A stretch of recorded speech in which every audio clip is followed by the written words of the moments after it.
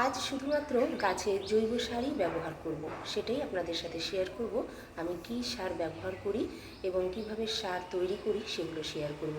আর এখানে আগের দিন তো দেখিয়েছিলাম, ফল কিছুটা তুলে নিয়েছি। আর এখানে কিছু পাকা পাকা প্রায় হয়ে এসছে, অনেকগুলো ফলই রয়েছে।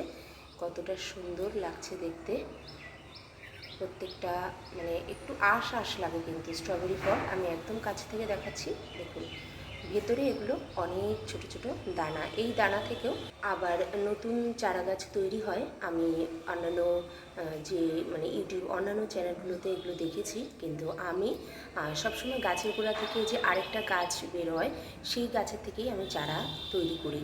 তো সেভাবেই আমার কাছে বেশি সহজ মনে হয়। ওই চারাগুলো খুব সহজেই বেরিয়ে যায়, যখন ফল আসা বন্ধ হয়ে যায় তখন ওই চারাগুলো বের হতে থাকে, একটা থেকে অনেকগুলো চারা বের হয়। তো আমি এটাকে এখন আপাতত ভালো করে ঢেকে রাখবো আরও পাকার জন্য। আর আজকে শুধুমাত্র গাছের সার প্রয়োগ করব। তো এই হচ্ছে পরিস্থিতি। তো আগের ফলগুলো আর কিন্তু পাখি খাচ্ছে না, এটা আমার ব্যক্তিগত অভিজ্ঞতা, সেটা আপনাদের সাথে সবসময় শেয়ার করে থাকি আমি। তো এইখানে আজকে শুধুমাত্র জৈব সার ব্যবহার করব। তো চলুন দেখে নিই কীভাবে আমি সার ব্যবহার করি, সেটাই দেখাবো। তো এই যে এখানে কাঁচা ফলটাও কত সুন্দর লাগছে, একদম সবুজ কালার। তো এই যে আমি নিয়ে চলে এসেছি, এটা আমি জমিয়ে রাখি ঘরে।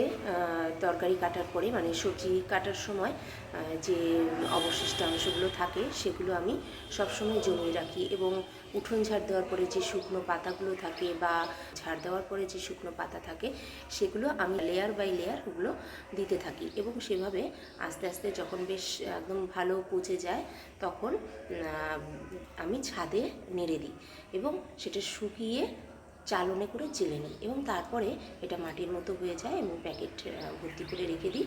আর পরবর্তীকালে আমি গাছের মধ্যে এটা ইউজ করি। তো এভাবেই চলে আমার সার প্রয়োগ। তো কেমন লাগলো বন্ধুরা অবশ্যই কমেন্ট করে জানাবেন। তো আজকের মতো তো সার প্রয়োগ হয়ে গেল, আর অনেক ফল মোটামুটি পেকেও গেছে। তো পরের দিনকে আবার অনেক ফল পাবো আশা করছি, সেদিনকেও আপনাদের সাথে শেয়ার করব।